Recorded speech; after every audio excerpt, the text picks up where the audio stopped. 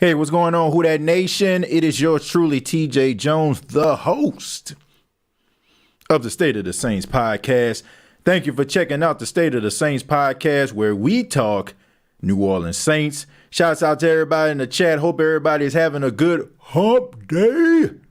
It is Wednesday, and we're recording this live. And I ask that everybody filing in, hit that like button. If you enjoy the State of the Saints podcast, hit the like button, hit the subscription button if you have not already.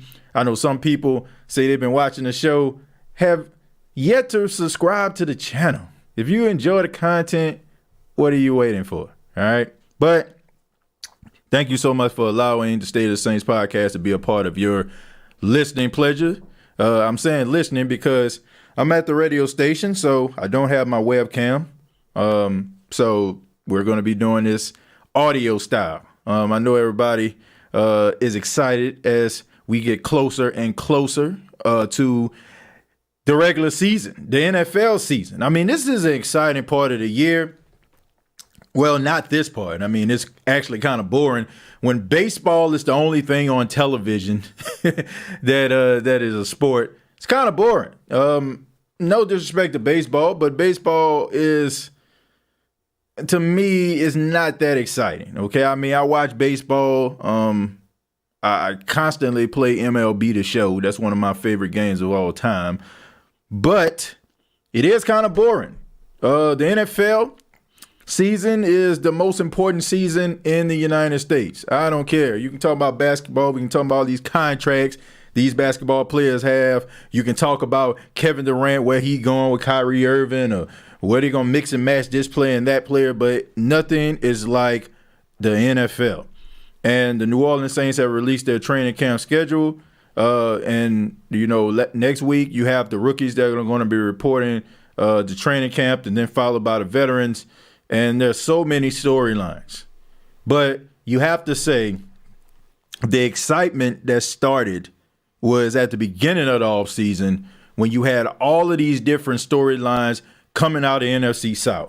Now, a lot of people may not want to admit this, but the NFC South has been one of the most exciting, divisions to watch this offseason, because I don't think any other, for the exception of the AFC West, I don't think any division has generated as much excitement and as much press as the NFC South. This starts with the whole Deshaun Watson situation, where it came down to a lot of people thought was the Saints and the Falcons. And, of course, the Falcons end up, breaking ties with their longtime legendary quarterback, Matt Ryan. He's in Indianapolis. They signed Marcus Mariota. They draft Desmond Ridder. You have the Carolina Panthers. Sam Darnold was still there. And then they add on Baker Mayfield. You have Tom Brady, who decided to retire for 40 days and 40 nights, and then come on back to the Tampa Bay Buccaneers to run it right back. And then you have the New Orleans Saints, who were in the Deshaun Watson sweepstakes and lost, thank goodness. End up re-signing Jameis Winston to a 2-year deal, a quarterback that's coming off an ACL tear. Sean Payton ends up stepping down as the head coach. Dennis Allen ends up becoming the head coach. The Saints drafting Chris Olave, bringing in Jarvis Landry and the Honey Badger. I mean, honestly, the NFC South has been one of the most exciting divisions to watch. But the addition of Baker Mayfield has changed a lot of things in Vegas. You have the Carolina Panthers with a better chance at making the postseason and an even better chance at making the Super Bowl, because Baker Mayfield has signed on the dotted line. Baker Mayfield, the first pick overall a couple of years ago, coming out of the University of Oklahoma, a Heisman Trophy winner, had some issues with the Cleveland Browns. The Cleveland Browns ended up trading him to the Carolina Panthers for a bag of peanuts, some jelly beans, and 2 proofs of purchase off your local cereal box in order for him to be the next quarterback of the Carolina Panthers. And this leaves you wondering what's going to happen with Sam Darnold. Well, not me, because I don't care. I mean, it's the Carolina Panthers. Why should I care about what they do? But this show is about ranking the quarterbacks in the NFC South. Now, I'm pretty sure everybody has done this list. Shouts out to my guy, Ross Jackson. He is the mastermind behind his idea. He is the guy that got me, wanting to do a ranking. So shouts out to him and shouts out to everybody that may have done this on their own time. These are the top quarterbacks in the NFC South, and I'm going to tell you why. I mean, first off, let's go ahead and get it out of the way. Tom Brady is the number one quarterback in the NFC South. You may not like Tom Brady. You may not like the press that he gets. You may not like the adulation that he gets.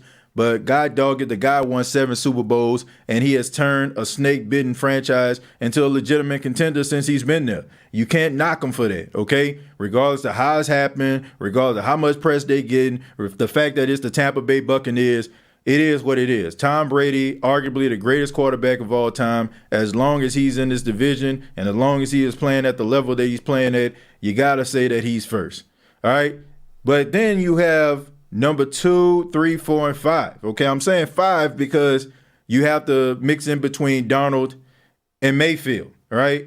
So the next quarterback, obviously, to me, is Jameis Winston. Jameis Winston is the next best quarterback in the NFC South. Jameis Winston has better arm talent. Jameis Winston has thrown for more yards. We can talk about the 30 interceptions, which I am tired of talking about, to be honest with you, because it's as if this dude only played 2 years in the National Football League. But the dude has put up really good numbers. Statistically, you can put his numbers up against some of the best quarterbacks in the league. And some of the things that he does as a quarterback, he does better than some of your favorite quarterbacks in the league. So Jameis Winston, to me, is number 2. Number 3, I'm going to say Baker Mayfield.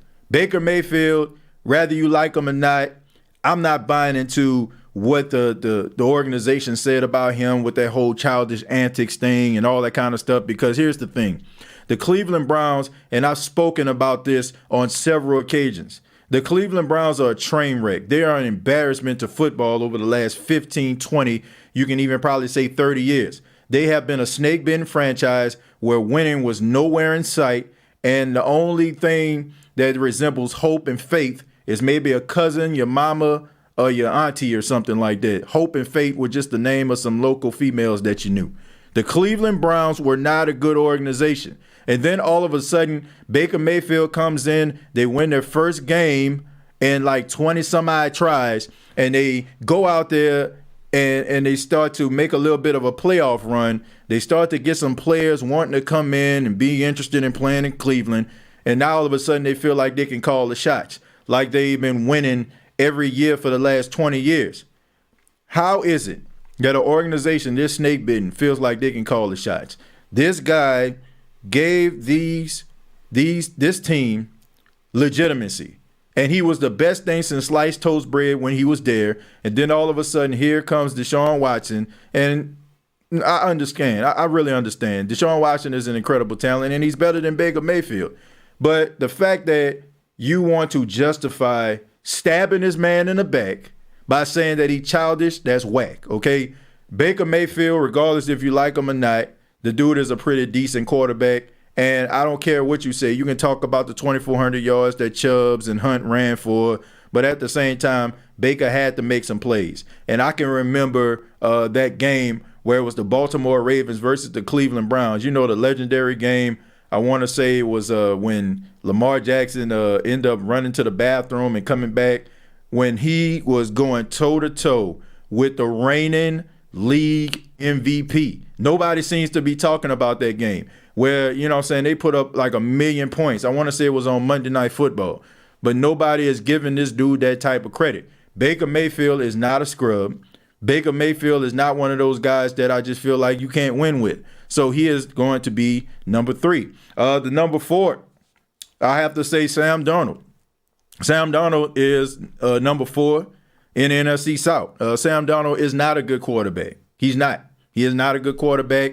He doesn't even resemble a good quarterback. I think that he's just one of those guys that has the upside. He has the Rob Johnson trait. You know, back in the days when these are some of my historical football fans probably would be able to appreciate. Back in the day, there was a quarterback by the name of Rob Johnson. Rob Johnson was about 6'6", 6'7", 240 pounds, prototypical quarterback, and the Buffalo Bills paid him a lot of money in order for him to be the next quarterback, to be the successor to Jim Kelly. He comes in and he was dubbed the name RoboSack, right? You know what I'm saying? But he kept on playing because the organization wanted Rob Johnson to be out there because he was the prototype. But waiting in the wings was a guy that was a fan favorite that everybody loved. But in modern day, well, I won't say modern day, but back in the days, he wasn't looked at as a credible quarterback, and that was Doug Flutie. Doug Flutie was better than Rob Johnson, but Rob Johnson, he was the part. He had the it factor in the eyes of coaches. That is what I look at when I see Sam Darnold. Sam Darnold is Rob Johnson 2.0, a guy that looks the part. He has the size. He has the skill set.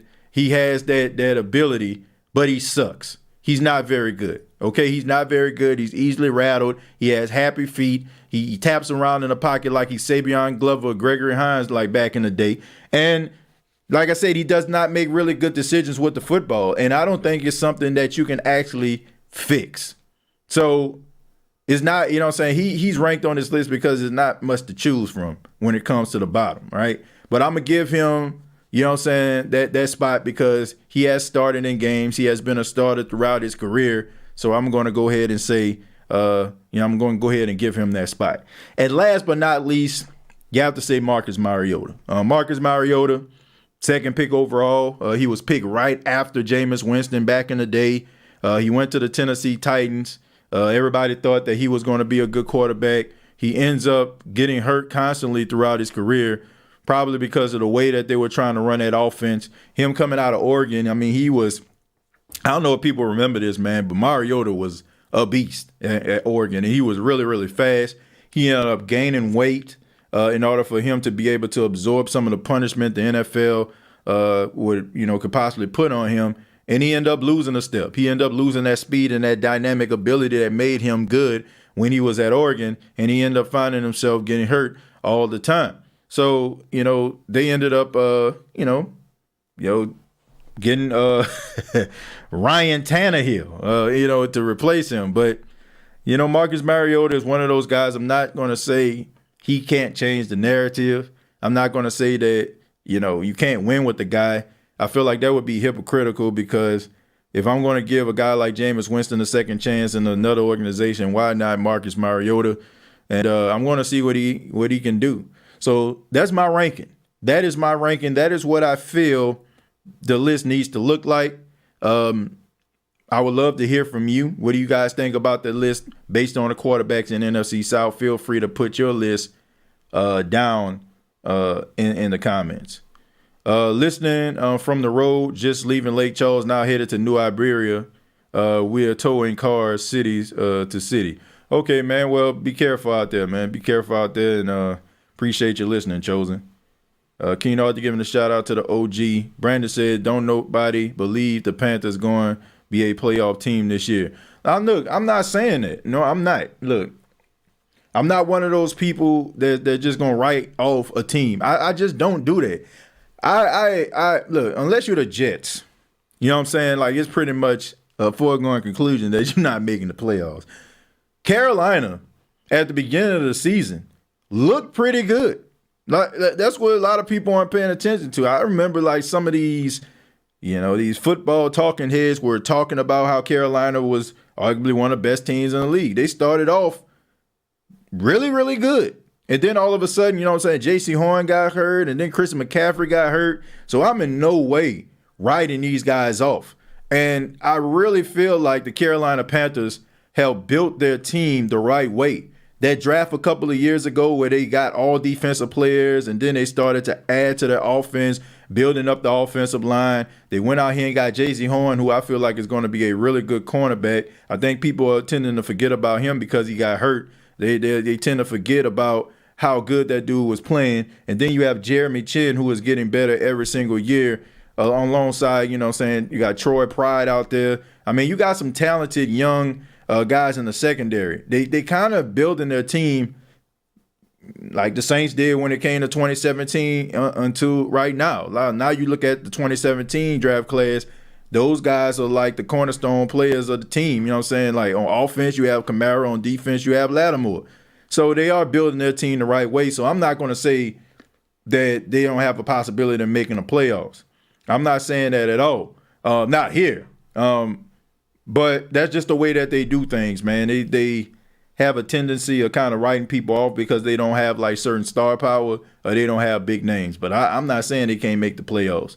I think they're capable of doing it. Chosen, what's happening, fam? Where's the Tampa Bay diss track? We need a Tom Brady diss track. Well, I don't know, man. Look. Oh, say no more. I got you. Keep it real. Who That Sports Podcast says facts. Need a Screwdale diss track. Definitely need one of them. That I will agree with. Still a blessing that the Saints died from getting Deshaun Watson. Yeah, that was huge. Can you imagine the setback of this organization if they would have end up signing Deshaun Watson? Could have set your team back. Better them than us. I agree. Let's see. I don't know, TJ. Sam and Baker in the same boat for me. One was on a better team with better talent. The other was on the Jets who didn't have any talent. Then went to a equally bad Panthers team and bad O-line. Well, look, I don't feel like they're in the same boat. I don't. I feel like Baker Mayfield has had really bright moments in his career, which for some apparent reason people just kind of, looking past. Sam Darnold has never been good. Like, seriously, he's never like. Here's my thing, Brandon.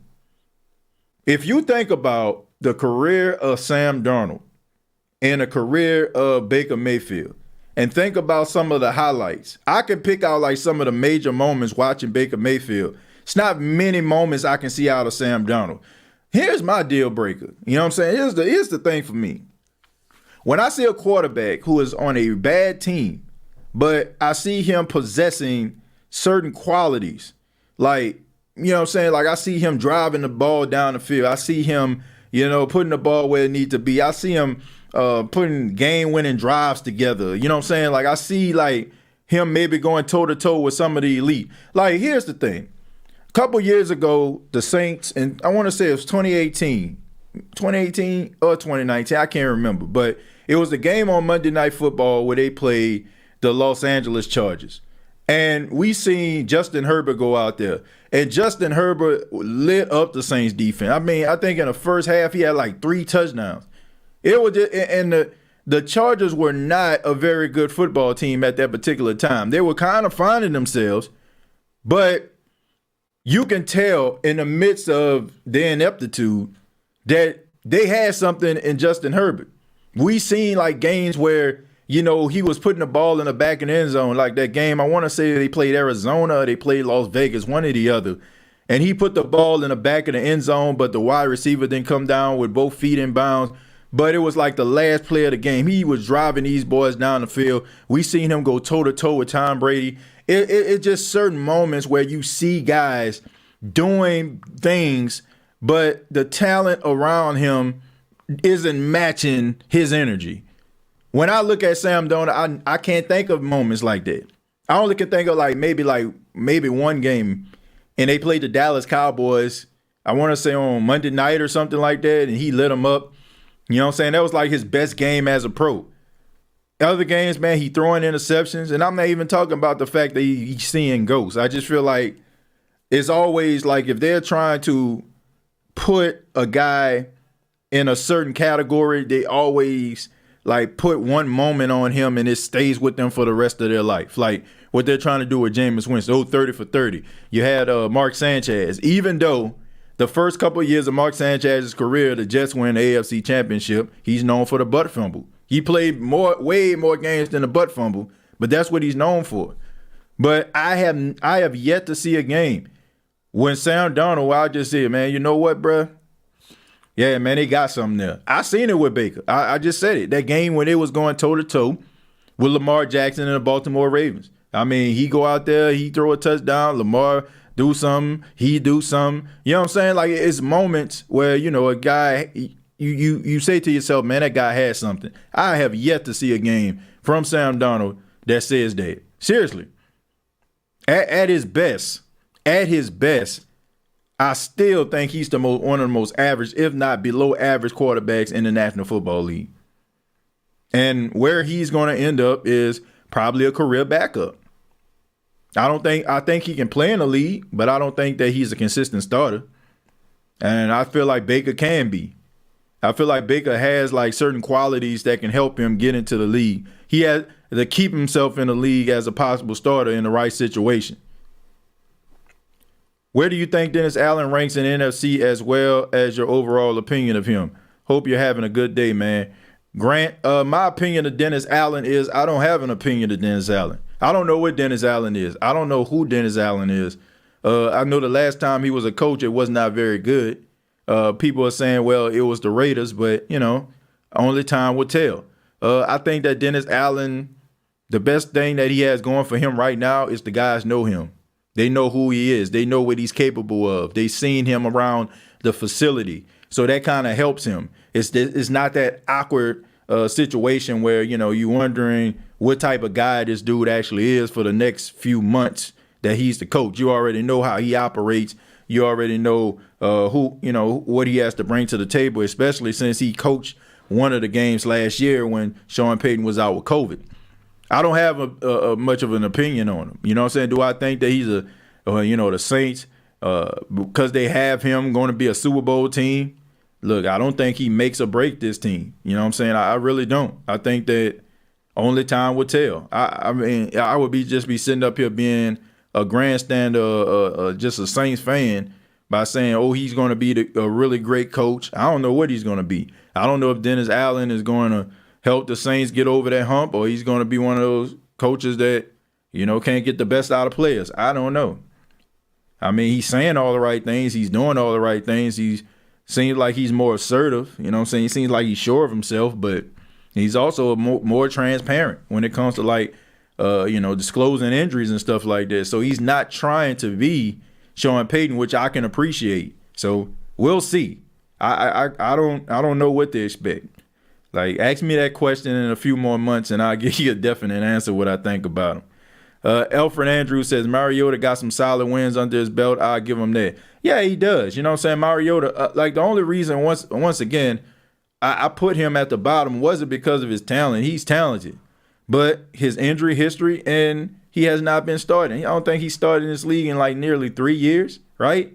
So I can't sit up here and just say, okay, I'm going to put him ahead of Sam Darnold, or I'm going to put him ahead of Baker Mayfield, because I have not seen him starting on a consistent basis in more than 4 years nearly. So I can't say that he's over Baker and he's over Sam Darnold.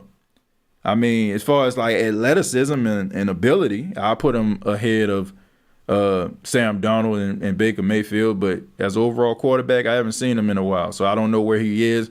I don't know where his headspace is. I don't know what he is going to bring to the table once again. When a guy like Baker Mayfield, a guy like Marcus Mariota, I don't know what he's going to bring to the table. TJ, are you worried about the fact that AK could face jail time? No, I'm not.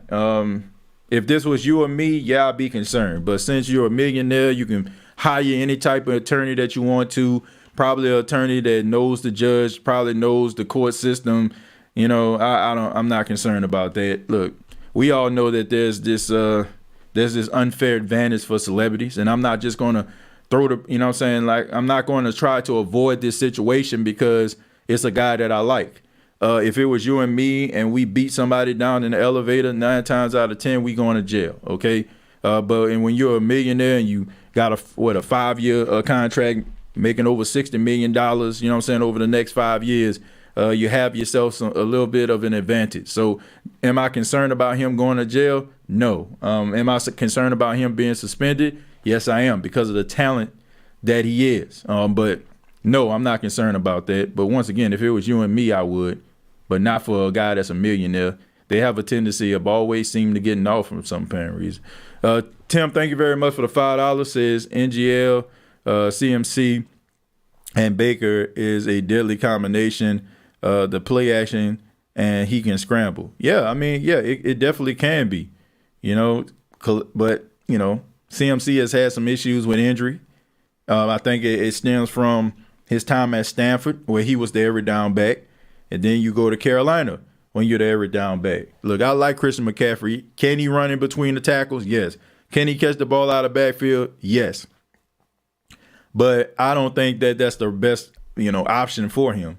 I think that you need to make sure that you have a complimentary back. It's almost like with the Saints. Yeah, Alvin Kamara can run in between the tackles. Yes, he can catch the ball out of the backfield. But you want to make sure that you have somebody out there to be able to share a load with him. Christian McCaffrey has not had a guy that has been up to the level to share the load with him. I just think that sometimes you got to protect those players, even if they're having one heck of a season. You got to have somebody that's out there that can run that ball alongside him in order for him to preserve, his health. I mean, he might be balling out of control, but, you can't keep on feeding this guy over and over again and not expect for one of those plays to end up him limping to the sidelines. I feel you, but come on. You said Panthers were looking good until CMC got hurt. I personally feel like Sam on the Browns team, we might have a different opinion about Sam. That's just me, though. I don't think so, man. I'm serious. I don't think so. Look.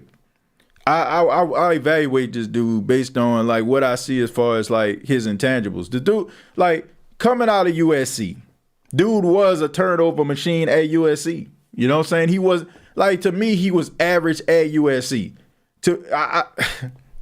Let's just be real about this, man. USC is one of the most prestigious universities in America. You know what I'm saying? It is one of the most respected when it comes to football. All of those great running backs, you know what I'm saying, from the Marcus Allens, from the O.J. Simpsons, to the Reggie Bush, to the Lindell Whites. You know what I'm saying? Like, come on, man. We know for a fact that, when you can be an above average quarterback and you play for USC, they're going to amplify you. Look no further than Matt Leinart. So the fact that he played at USC and his talent and his skill set was above average, they gave him the knock. But the dude always in big games, like when he played against some of the most stiffest competition, when he went up against the Stanfords and he went up against the Oregons, man, the dude was turning the ball over. And I feel like those are the type of games that really you're supposed to play at a high level. Those are the type of games where when people are looking at you and they see you and they're like, okay, man, like this dude balled out today. You know what I'm saying? Like if you out there, you throw a pick or two against Fresno State or something like that, and I don't know, you know what I'm saying? Maybe nobody will look at you. But in some of those bigger games, you got to rise to the occasion. Like people can talk about Jameis Winston, coming out his last year. Yeah, you know what I'm saying? His touchdown interception ratio was a little sketchy, you know what I'm saying? But at the same time, this dude led the Florida State Seminoles to the first ever college football playoff national championship. He won the Heisman Trophy. He played at a high level against, some of the best teams in the country. I never seen that out of Sam Darnold. Like I said, Sam Darnold to me is the Rob Johnson of modern day NFL. A guy that looks the part. The guy that comes from the right school. Come on, man. Maybe things would have been different if, like you said, things probably could have been different if he went to Cleveland. Maybe his confidence wouldn't be where it is right now. Like I would give you that. New York, they chew you up and spit you out unless your name is Eli Manning and not sure if you're human or not. Sometimes, how he just unbothered by that situation. You got to have a mind frame like Eli Manning in order for you to be able to thrive in New York City. That's just what it is. Maybe that would help. That I do agree with you on that in that regard. If he went to Cleveland, people probably would have embraced him and had a little bit more patience, even if he was average, because anything, average or best is good enough than what they had years previous. But I do not see anything out of Sam Darnold. Sam Darnold is not a very good quarterback. Never has been, in my opinion. I don't. I just think that he went to the right school and he looked the part. Give me that Sam Darnold game. Give me that game where you was like, man, this dude balling out of control. The only game I can think of once again was against the Dallas Cowboys when he threw that 90-plus yard touchdown to Robbie Anderson when Robbie Anderson was with the Jets. I get you. You know what I'm saying? I'm with you when it comes to the playoff part, Brandon. You know what I'm saying? Because we don't know. Teams change every single year. And the fact that, they were, at the bottom of the division, that may help them because, they playing what? close to the, the last place schedule or something like that. So you're playing like some of those teams that's been struggling. So that'll help you out. That'll help you make that turnaround. But I'm just not sold on the dude, man. I'm just like, I'm not trying to be, like mean or, harsh or nothing. But I'm just saying, where is that Sam Darnold game? Where is that game when you like, man, they got some promise there? Seriously, I haven't seen it. I don't know. Maybe I'm saying, and if you know one, I'll go take a look at it. But I'm talking about, I followed this dude since he's been in college. I'm so ready for Jameis to prove he put all together, and last half season wasn't a fluke. He is smart and improved where he placed the ball outside of the defender's reach. Yeah, I think that Jameis improved last season. I just think that people that's still out here nitpicking the dude is moving the goalposts. They're moving the goalposts. If your biggest issue was the fact that he was a turnover machine, and last year he proved that he can hold on to the football, have a good touchdown interception ratio, and you still criticizing him like you just a hater. You know what I'm saying? Like I hear people, talking about Jameis and saying Jameis is unfixable. I just feel like those are talking points that have been going on for a long time. And some people just don't want to admit it. But I just question people's motive. Like if you're doing like podcasting and you talking about the Saints and you're saying like things like, oh, Jameis isn't going to be good, or Jameis isn't going to be a starter. He's not a starter. Like, why would you want him to fail? You know what I'm saying? Like if he's showing you that you have promise, it should give you optimism in going into this year. Now, if it doesn't pan out, then fine. You know what I'm saying? Beat on your chest and talk about how right you was, and talk about how people just need to come to you because you're the go-to person, all this stuff right here. But to beat down a guy after what you've seen, right? I used the example I want to say on the last show. It's like if a kid is struggling, right? And, let's just say, for example, he getting C's and D's in a certain subject. Let's just say English, right? He's getting C's and D's in English. And then all of a sudden you're like, you know what? I'm going to get you a tutor. Man. I'm going to get you out of the school right here. You know what I'm saying? I'm going to send you to, to an Upward Bound program, and we're going to get you this tutoring and see if you can improve. And then all of a sudden, like, the kid gets a tutor, and the tutor helps him, and then all of a sudden he puts his grade up, from a C, let's just say from a C minus to a B minus, right? Now, some people would say, well, it ain't an A. Right, but it's still a B. You know what I'm saying? It still shows that that child can improve with tutoring. You know what I'm saying? With the right tutelage, he can get to the results that he needs to be. It's the same with Jameis Winston. We seen Jameis Winston at the lower points, right? When you were dealing with an organization that didn't know which way was up, didn't feel like they had the right coach. You know what I'm saying? And now you go with the Saints, and we see him improving. They're telling him what he did wrong, and he's working on it. So what more do you want, right? Do you want, like, we can't get into this idea like once a C student, always a C student. Once a D student, always a D student. I mean, sometimes that D student just need a little bit more tutoring than others, right? Sometimes they need to, step back and see it with some different eyes, right? In order for them to develop. Do you think Jameis gets a couple plays in the first game of preseason, Alfred? No, I don't. I don't see why. I don't understand why you would do that, right? I think maybe the second game of preseason, you probably put him out there, and don't put him out there for the third game of preseason. I mean, look, what more do you want to see from a guy, that, like, come on, man. Like, what? Like, you see this guy every day. You see how he interact with his teammates. You see how he's running practice, those practices that don't have the media. You see him showing up to the facility. You see him, leaving the facility. If a guy is ready or not. You know what I'm saying? If you need to put him out there or not based on like his performance and what he's actually doing in some of those practices. I don't think so. I don't. I don't. Thank you for the $4.99 though. I remember when Marcus Mariota caught his own pass for a touchdown. He has more memorable moments than Sam Darnold. Pretty much. No, like I said, the only reason I put him ahead of him was because Sam Darnold has been number one day one starter since he's been in the league. Let's see. Sound like you're ignoring my chat. What's up with that? Josh sounds like you're ignoring my chat. What's up with that? I don't know what's going on with that. We got to stop arresting people for fist fights. Why should you have to sit in jail with pedophiles just because you got someone a black eye? Doesn't make sense. I don't know, man. It's still like, falls under that category like disturbing the peace or, something like that. It's still like a crime. Beating a dude in the elevator, stomping a mud hole in him and walking it dry. You know what I'm saying? Like, like you can't be doing this, to there's people in society like that, man.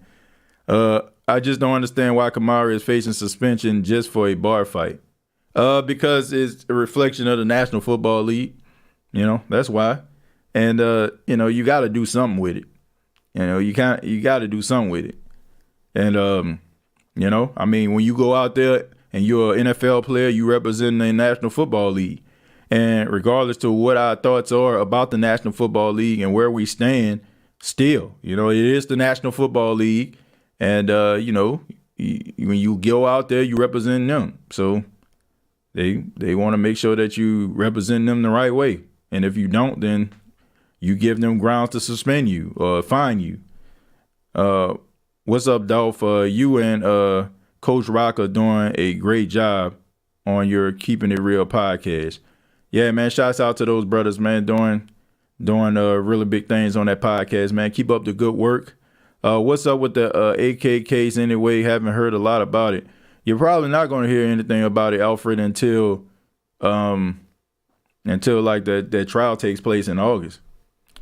Tampa gotten worse. Tell me you don't know football without telling me you don't know football. Tampa has gotten younger and better than 2021. For every loss is a nice feeling, and the depth is where. Well, Buck life. Let me see. I don't know who said Bucks got worse. I don't know if I said that or not, but that's your opinion. You know what I'm saying? Like, that's your opinion, and that's how you feel about it. Who am I? You know what I'm saying? I don't cover the Bucks like that. Neither do I really care about the Bucks like that. You know what I'm saying? Like, but we have to be careful sometimes where we let our, our fandom shine through, and we become offended by some of the things that were said, because we care about the team. It's almost like somebody talking about your mom or your brother or your sister or something like that. You have no choice but to feel like you have to defend them. Sometimes you got to step back and look at what's, what it is. They improved, so yeah, Tampa gotten worse. Nah, they gotten better, and that's scary. I'm gonna be honest with you, man. The Saints fans aren't scared of the Bucks. Yeah, y'all beat the Saints in the divisional round, but that was like one time. You know what I'm saying? Like, you can say, oh, well, it would matters most. Yeah, that's true, but that don't mean that they better than the Saints. Like, I just feel like, no disrespect. Like they've really, over the last couple of years, and they won the division. They've improved. But nobody cares. Like, nobody is scared of the Bucks. Like, I just feel like when you talk about Bucks and being scary to the Saints, like, we're disinterested. Like, because we don't care. Like, the Bucks fans been preaching the same thing for the last, 2 to 3 years. They add this person, oh, it's getting scary. Add this person, oh, it's getting scary. Like, I'm not scared. The Saints have beaten the Bucks 4 out of the last 5 times they played them. So, you can say that the Bucks are better than the Saints, but they not. Because, you know what I'm saying, on a field, 4 out of 5 times the Saints have proven that they better, no matter what changes that y'all make to the team. I mean, a Jared Cook fumble don't negate the fact that the Saints, to me, are still better. You know, the Bucs beat the Saints in a game that actually was a win-or-go-home situation. I often use this example. It's like playing 21 and I beat you 4 games of 21. In the 5th game, you beat me. But let's just say, you know, somebody come out there and they put a trophy out there. Okay, this game right here for the trophy. Like, that's still, like, I still beat you 4 out of the last 5 times, even though you walking around with a trophy. You know what I'm saying? That trophy validates that, you know, you won a championship. But I've seen on several occasions where the best team won a championship. I mean, the team that wasn't the best lost a championship, you know? I mean, it happened with your quarterback a couple of years ago, back in 2007, when they were an undefeated football team. And they lost to a team that kind of backed their way into the playoffs with the Giants. Are you going to tell me that the Giants, if they was to play that game again, will end up, you know what I'm saying, beating the New England Patriots 4 out of 5 times? I doubt that very highly. So that's my stance. You know, I'm not even, like, I'm just being real. Like, the Saints fans don't care about the Bucs fans like that.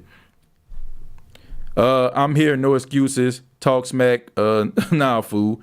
You suck. You know what I'm saying? Thank you for the $2. You're not very good. I still talk that talk. You're still not very good.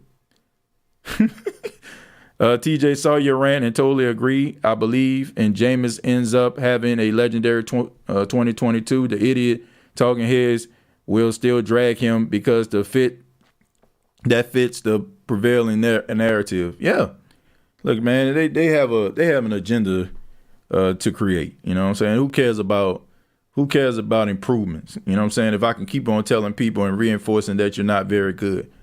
And, you know, in this world today, people don't care about the truth. You know what I'm saying? They care about their truth. I say that all the time. People don't care about the truth. They care about their truth. You know, they watch stuff and listen to stuff that reinforces their narrative, wherever that narrative may be. So if you don't think the Saints are a very good football team and they stink, they got a whole platform for that. If you want to hear that the Saints are the best team in the National Football League, they got a whole platform for that. If you want to hear that Tom Brady is a deity walking around Earth, they got a podcast for that. So there's something for everybody. Like, you can, like, seriously, you can create your own universe, you know, and where facts don't even matter, you know, where opinions can come off as facts. CBS Sports got us ranked rated 22 in total roster rating. These dudes some fools. Well, let them. You know what I'm saying? Like, let them do that. You know, we can be ranked 22, but we know what it is. I know I do. Jameis Winston played with 3 different coaches under one organization. They helped Brady by giving him all-star players, while Jameis Winston played with the bare minimum. Now, I'm not going to say he played with the bare minimum. He did have some talent around him alongside with him, but they didn't do everything that they can to try to make the situation comfortable like they did with Brady. I mean, I'm going to say that. You know what I'm saying? He had talent around him.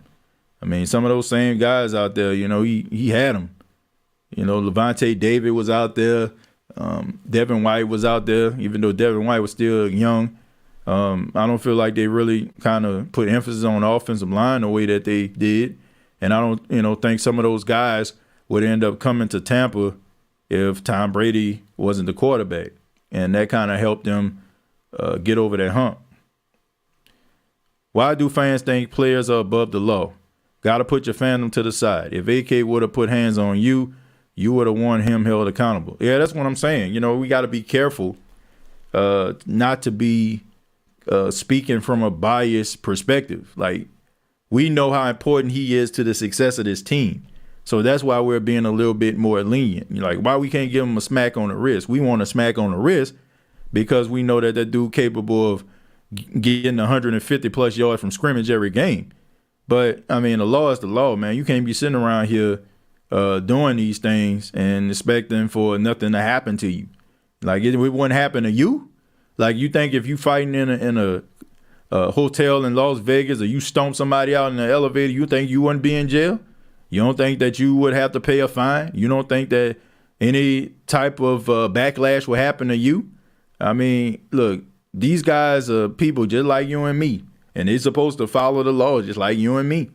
May not like the circumstance. You may feel like, hey, you know what I'm saying, this shouldn't have happened, but it is what it is, man. I don't feel like I have all respect in the world for every athlete, any person, you know what I'm saying, that goes out here, any celebrity that works hard for their craft. But I don't feel like they better than me. You know what I'm saying? I don't feel like if I'm breaking the law, the same thing that happens to me shouldn't happen to them. Like, for real, I don't care how much money you got in your pocket. Like, if you're gonna justify the fact that what I did was wrong and I should be put behind bars for X amount of time, it shouldn't be the fact that this person got a couple bands in his pocket. It should get him off. Like, nah, man, the law is the law. Like, you can't do that, man, because, you know, that's where we at right now, if you think about it. Like, when it comes to, like, the justice system and what people have been talking about. So we can't be hypocrites about this, folks. TJ, who that not hitting that like button when they enjoy this content? Man, I look at it from an analytical standpoint. You know, you have a certain amount of people that actually tune in, but, you know, they tune in consistently, but they haven't subscribed. So it's like maybe 35% of people that consistently look at the content but haven't subscribed, which, you know, I mean, I don't understand it. You know, if you if you like something, you know, why not hit that like button? The Saints need to have a us against the world mentality this year, and please don't overlook any team on the schedule. Get our respect back in blood. That's it. That's all. Yeah, I mean, look, that's what it's all about. You know, who cares what the media or what rankings have to say at the end of the day? You know, rankings are designed for me to have shows like this. You know, those guys don't really care about that. Maybe they do, but it's not going to make them or break them. They still got to go out there and prove it. How long is Alvin Kamara out for? Nobody knows just yet. Hush. Why? What did I say wrong? Oh, I don't know exactly what we're talking about here.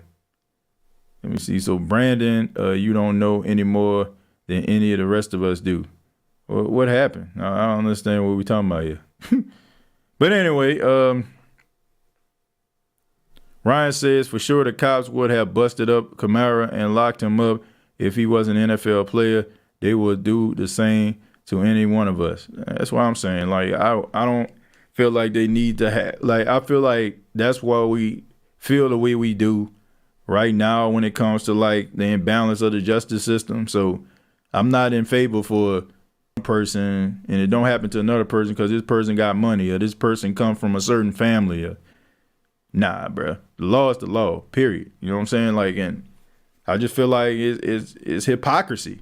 If you're going to say what should happen to this guy and they should put him under the jail for doing this and then turn around, well, you know, I mean, people fight all the time, B. You know, like, nah, man, like, I don't know, man. I don't look at football players. I don't look at athletes or actors or anything like that. Like, I feel like they do an extraordinary, they're extraordinary people that do extraordinary jobs, right? That's what we say about them. But I don't feel like they're human just like me.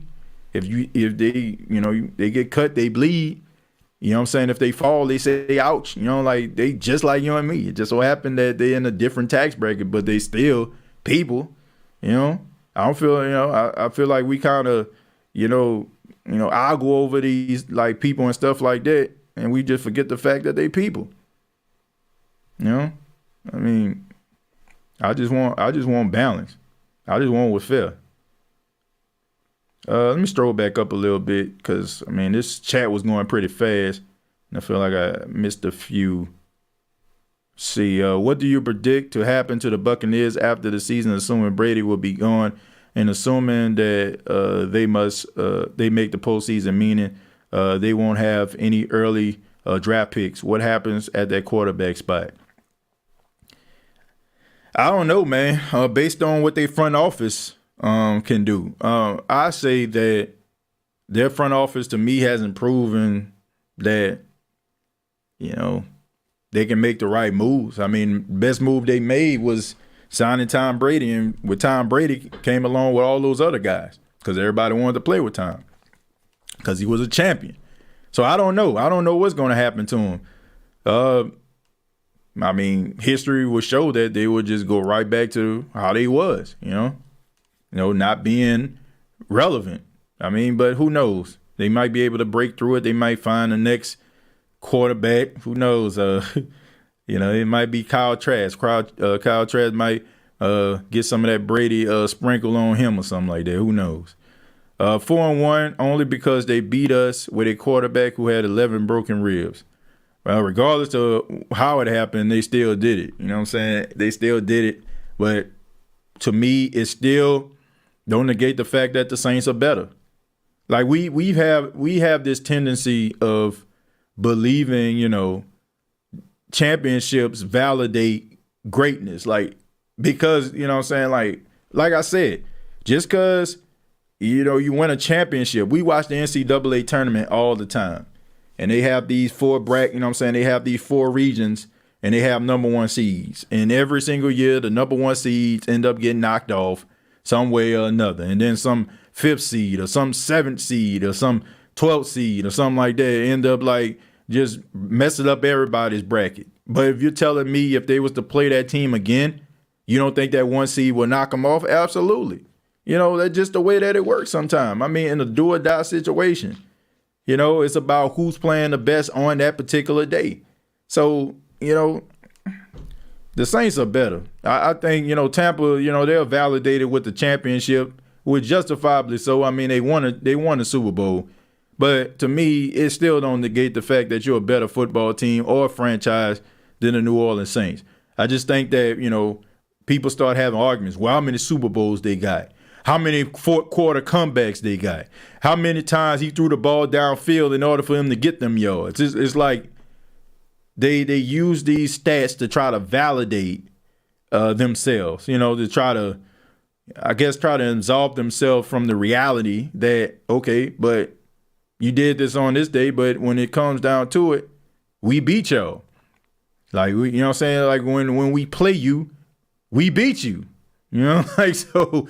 Yeah, I don't know, man. Like I said, people can create a reality for themselves anyway. They got a lane for everybody, and they got people to reinforce that. Training camp in 2 weeks, then the preseason. We're about to ramp back up, and I'm excited for fantasy football. Yeah, man, football and everything that comes with it is always exciting. I mean, this is part of the year where everybody is a Super Bowl contender, even the Jets. All facts there, fam. Accountability is key here, and the majority of society doesn't share of that view. AK did the crime, so go through the legal process. And as I would if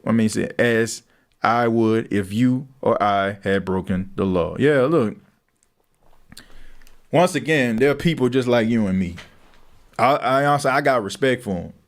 You know what I'm saying? Some of the people, I had the privilege of interacting with, talking with, great people, you know what I'm saying? But at the same time, they're people just like you and me. I don't care how much money you got. How fair would that be? You know what I'm saying? If you got hopefully, hopefully nobody is going through this. But if you have a family member in jail doing 10, 15 years for, doing a crime or something like that. Let's just say, for example, Grand Theft Auto or something, right? And then all of a sudden, you have another story that you hear about Grand Theft Auto, but his dad just so happened to own a Fortune 500 company, and he get off with community service where the boys would be boys or girls would be girls type situation. You'll be ticked off. Like, my cousin up in here doing time, ain't nobody tell them boys will be boys. So... I want what's fair. I don't care who it is. It can be Breeze out here in these streets. If Breeze did something, you need to go through the court and let them decide that. Because people like you and me, it's gonna happen to us. So I hope that everything pans out. But He has to go through that process just like me and you would go through that process. Rather he Alvin Kamara or not. Clarence, thank you very much for the $5. Said, hey, TJ, keep on speaking the truth, not the Saints' truth. We will set the league right this year if we stay healthy. Thank you, Clarence, for the $5. And I definitely agree with you on that. I think that we're going to set the league on fire. I like the whole flying under the radar thing. I just don't like the delusional aspect of what and these recycled talking points, I just wish that people would actually do their research and really look at things logically and not, I don't know, what people said and just come back and run with it to sound so prophetic and, sound like they just the best, got the best talking points in the world, but it's all recycled stuff. AK and his homies beat that man up and still played in the Pro Bowl. Cops already knew about the incident. Exactly. Now, let's just be real about this. If you would have beat up and stomped out somebody at a hotel, do you think that you can just go back and let's just say your homeboy like, man, we about to go sit on the beach, bruh? Like, okay, man, I'm going to be there in a few minutes. You don't think they're going to come down there to the beach, arrest you in front of everybody? You know what I'm saying? Take you up off your towel or tell you to lift that umbrella up and, you know what I'm saying, because you going to jail. I don't know, man. I don't believe in favoritism no matter what it is. You know what I'm saying? I want equality for everybody. You know what I'm saying? I want due process for everybody. You know what I'm saying? No matter what walk of life you in. Too much of that going on right now. It got people all up in arms and mad about. So why would I want to support that even though, I have so much respect for the dude? You shouldn't want that. No matter how many yards he can run for, no matter how many touchdowns he can have. You shouldn't want that, man. Let me know this is over the line, but the justice system hasn't fixed the white privilege in the justice system. Man, they got problems in the justice system. I mean, it's pretty obvious. It's pretty obvious there's a discrepancy going on, man, in the justice system that we need to fix. But, you know what I'm saying? But back to what I was just saying. It's a problem that needs to be fixed regardless of who you are, no matter what walk of life that you are in. You know what I'm saying? I do feel like, there is a level of privilege because of different situations that I mentioned. With the example of the Grand Theft Auto situation, right? So people be able to get off. You have kids out here that do all these weird, crazy things because they know their parents have friends in high places that be able to get them off. I mean, I mean, look at Hunter Biden, but it's just what it is, man. There is this imbalance that goes on, you know what I'm saying, in society right now. And we definitely need to fix that, and it, like I said, and it makes people, especially minorities, ticked off, everybody can't do that. But, you know what I'm saying, in this particular case, I'm talking to AK. I mean, I don't feel like you can slip through the cracks. You know what I'm saying? You did what you did, man. You got to pay for it. You know what I'm saying? You got to go to court. You got to, man, because what happened to you and me, And I don't want anything that would happen to me not to happen to anybody else. You know what I'm saying? If we do the same thing, it's called, that's the true definition of equality, TJ, I think the whole NFL has changed and the Saints are in the best position. Yeah, I feel like the Saints are in a really good position. I think they have a really good team in order for them to make the run. Hopefully they win the battle of attrition, unlike how they did last year. I would give the Buccaneers a good 2 more years before the media stop talking about them completely and their small bandwagon fan base disappears. They was almost gone. Like that time where Brady retired for 40 days and 40 nights. They was quiet. They was quiet, boy. They were quiet. Then all of a sudden, it was almost like with Chris Tucker. Yeah, when he here, you know what I'm saying, I'll be quiet. But when he leave, I'll be talking again. It's the opposite, right? When he here, I'll be talking. But when he leave, I ain't gonna be talking. I'm gonna be quiet.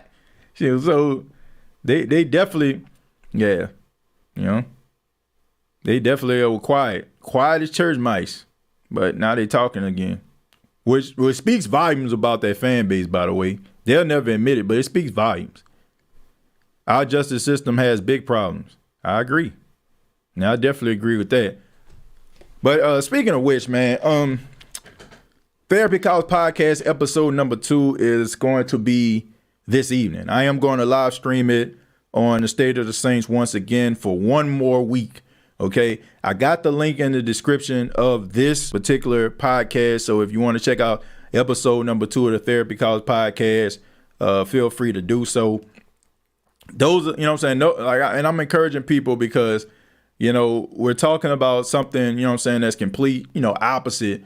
And not the fact that I don't want to talk about it, but, you know, some people, you know what I'm saying, like, I don't want to say they just want to stick to sports because, I really don't care about that aspect. But I want to, you know what I'm saying, really want to get in depth with, you know what I'm saying, what I'm talking about. You know what I'm saying? And you'll be able to, you know, we'll be able to talk about different things like that because the Therapy Couch Podcast is for people, you know, to kind of, you know, talk about things that, you know, the feelings and views that they have is mostly, you know, we're talking about mental health, anxiety, depression.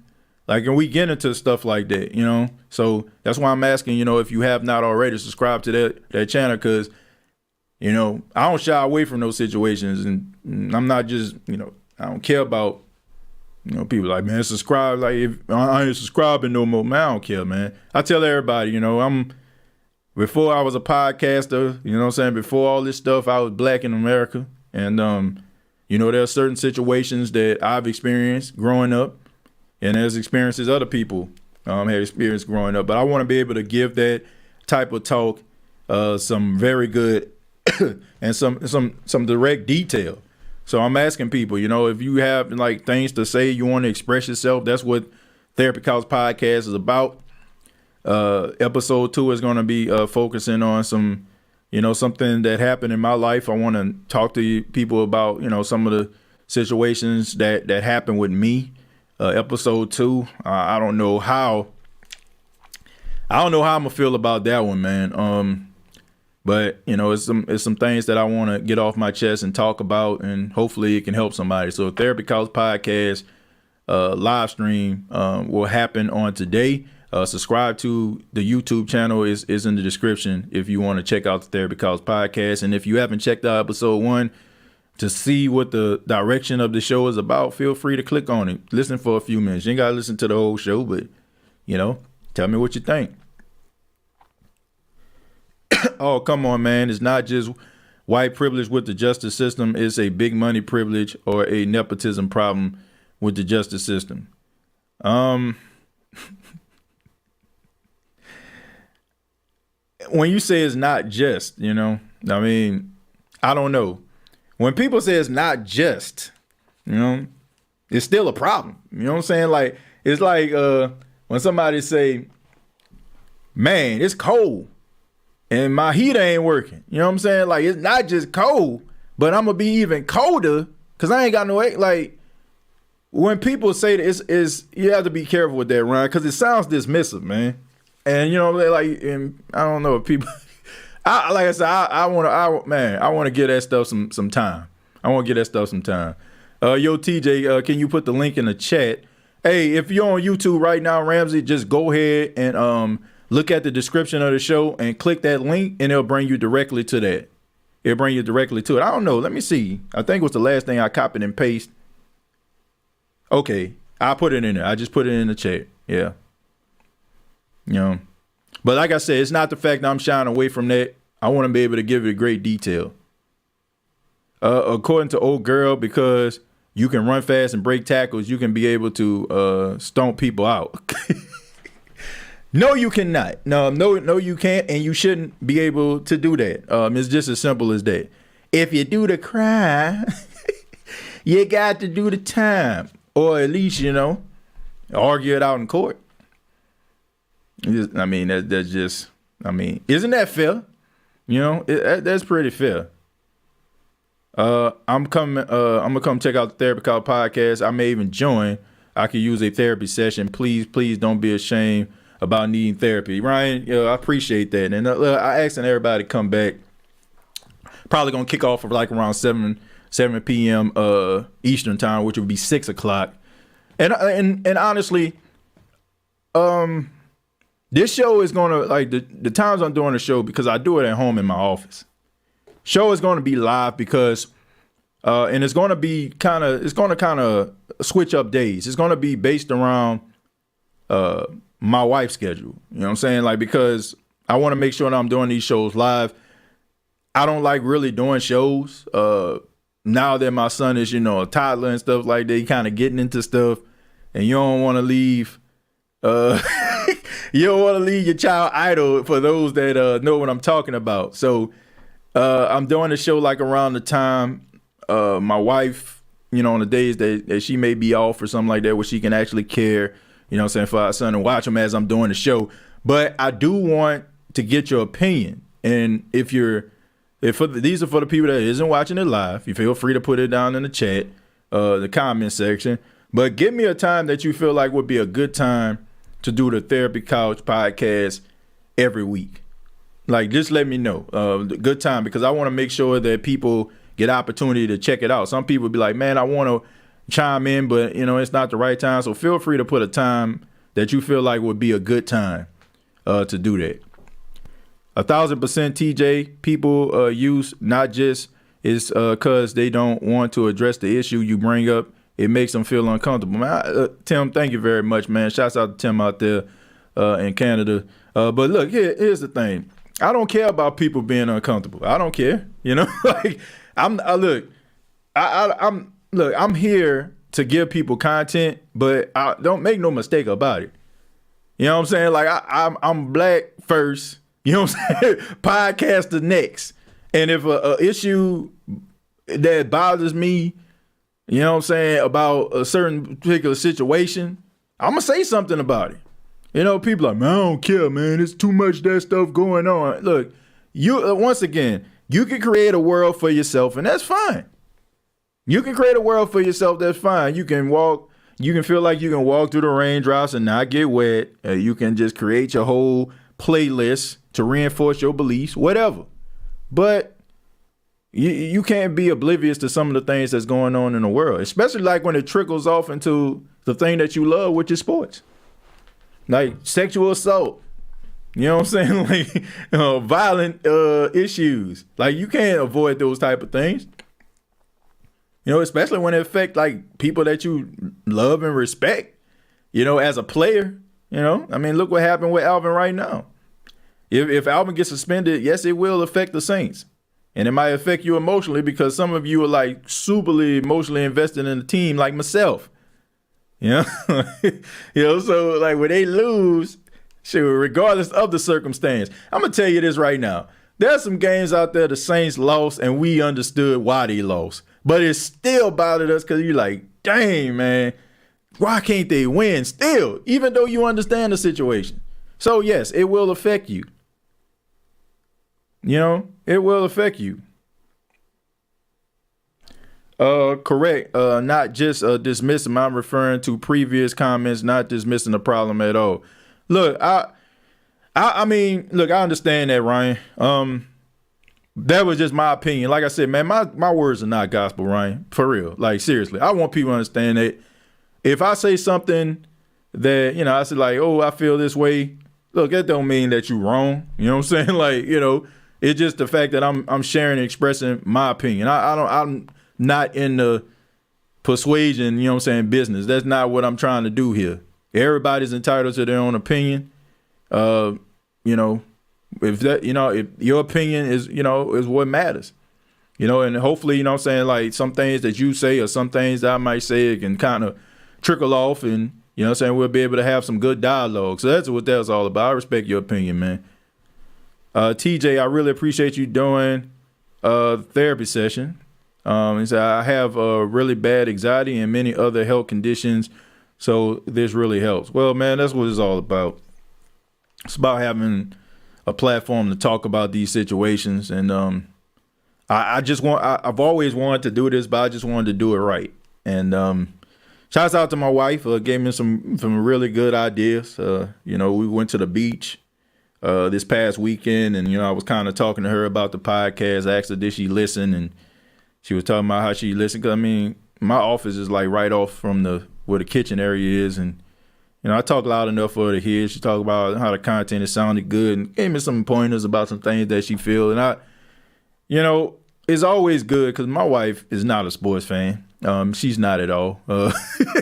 Like she respects what I do. She likes what I do, but the fact that I can have a podcast and she can kind of put some input in it, I ain't gonna lie, it makes me feel real good because it's not really many things. Like me and my wife are opposite, like total opposite from the television shows we watch. Well, not all television shows. Like we have our shows that we watch together, like the P-Valleys, like all the Power series, you know what I'm saying? Like Raising Kanan and stuff like that, The Shy.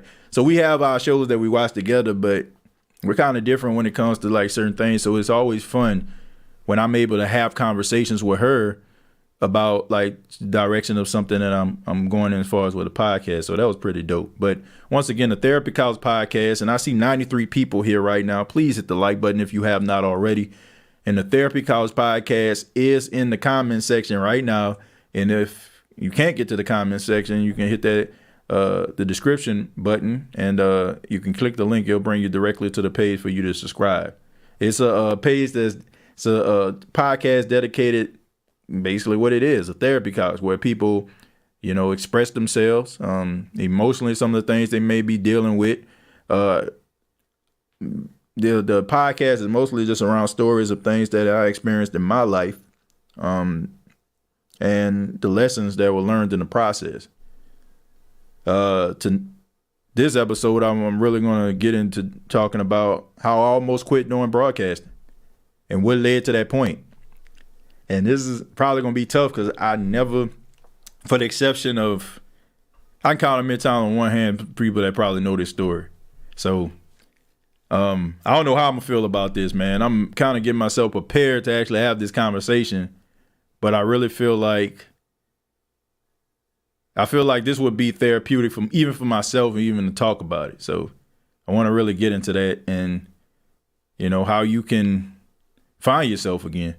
Let's see. Carlos is who all got a wife in here? Just asking. TJ, when the last time you been to a Saints game? Do you want to attend one? I mean, look, I've been to the Saints game. I ain't gonna even say it's been a while. I went like before the pandemic. I mean, since the pandemic, no, I have not been out in these streets like that. You know what I'm saying? Like, I ain't been at no General Assembly. But nah, I plan on getting that back out there, man. I plan on going to a few Saints games this year. I plan on doing that, man. A few of them, you know what I'm saying, earlier I can't be able to go to. Me and my wife, we going to Las Vegas when the season first starts. Supposed to go see Usher, I think. Yeah, Usher. He has a residency in Las Vegas, so we're going to go check that out. August, probably not, because, man, that's my wedding anniversary, you know what I'm saying, beginning of August, you know what I'm saying? So I have to plan for that unless I'm going to be out here in these streets. I'm going to really be out in the streets. But, yeah, man, I plan on going to some of the Saints games and definitely plan on doing some traveling, I plan on traveling, man, and getting out there. And I definitely want to try to work with like a restaurant owner where I can actually do a live show down in New Orleans, like do the podcast live at the wherever restaurant or something like that where I can, be able to interact with some of the Saints fans. I think that we can probably make that possible because I really want to do something like that, So that's what I'm working on. Are they trying to sign Alexander, or what did you hear about Alexander? I haven't heard anything. If they do, I'm pretty sure I will. But I haven't heard anything about that. And TJ Jones, I also had epilepsy, which I've told you before. That's part of my anxiety and my depression, and your stuff helps me out a lot. Well, I appreciate that, man. I mean, man, having issues, diabetes. I'm a type 1 diabetic. man, that triggers my anxiety a lot myself, man. You know, so I'm glad that I can help. You know what I'm saying? And you know, I appreciate you for even checking it out. TJ, watching other podcasts and dealing with dealing with a hit breakup, and my confidence is really low since she left, man. Hey, bro, I'm telling you, man, we can get into all that over there. You know what I'm saying? Like, I'm telling you, like, I'm not hiding anything. You know what I'm saying? Like, if I'm talking about it, I'm going all the way. You know what I'm saying? I don't want anybody to feel that my life, you know what I'm saying, is like, you know, sunshine and rainbows. You know what I'm saying? Like, man, you go through some problems in life. You do. You know what I'm saying? I want people, I want to be able to put that into perspective. Like I said, I don't want to get into it here because, you know what I'm saying, I want to make sure that I give everybody the opportunity and also give them the attention that each one of the comments have. I'm telling you, 7 p.m. I'm going to go live. So if you have an opportunity to do it or come on the show, feel free to do so. We're going live. And once again, we're going to stream it from here. This is going to be the last time. Well, I won't say it's the last time, but I'm going to try to make it the last time because I don't want the channel to kind of, you know, connect together. I like to keep them separate, but, you know, I want to make sure that everybody get an opportunity to check it out because some people may not know about it, you know, because they haven't had an opportunity to subscribe to the channel. So just want to get the word out there. Let everybody know there is another outlet. Eugene says, TJ, after you said you'd be doing this, I told you it would be a great idea, and some Saints losses still impact my spirit. You suggested I find other options. Go back to my reading. Thanks, bro. Yeah, you know what I'm saying? Like, shoot, that might be a therapy couch episode. You know what I'm saying? Saints losses, shoot. If they lose a game, shoot, I know how that feel. They lose a game and you're like, oh, man, man. You know, hard to get up in the morning and be able to talk about it. You know, losing to the Giants, right? Shoot. Minneapolis Miracle. Boy, what would the therapy couch look like if it was out during those times? NFC Championship game. Do live shows at Bojangles. Man. Let's see. Podcaster, black guy, doing a live at a fried chicken joint. All I got to say about that is hell no to the no. Hell to the no. It's stereotype. Might as well just put some Kool-Aid and watermelon up there too. Nah, man, I'm just joking, man. Look, I'm open for anything, man. Like, you know, if anybody that would have me, if there's any, like, you know what I'm saying, spot where, you know, they would have me, I would definitely love to do it, man. But that would be funny, right? You know what I'm saying? I don't know is Bojangles, all right, I want to make sure I'm on the same page because I know some people in different areas. Now, Bojangles is the chicken place, right? You know what I'm saying? It's the chicken place, right? I want to make sure that I'm being clear. It just would be funny. Hey, what's going on, everybody? It's TJ Jones, the host of the State of the Saints podcast. I'm out here live at Bojangles getting my fried chicken on. I want you to try my fried chicken, that is. Sure enough.